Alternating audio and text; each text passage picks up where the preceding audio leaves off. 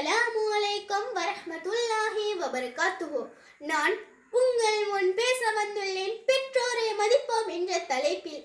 நாம் இந்த உலகில் ஒரு மனிதனாக பிறப்பதற்கு காரணமாக அமைந்த எம் உயிரிலும் மேலான பெற்றோரை நாம் சிறு வயதில் இருந்தே வைத்து வாழ பழகிக்கொள்ள வேண்டும்.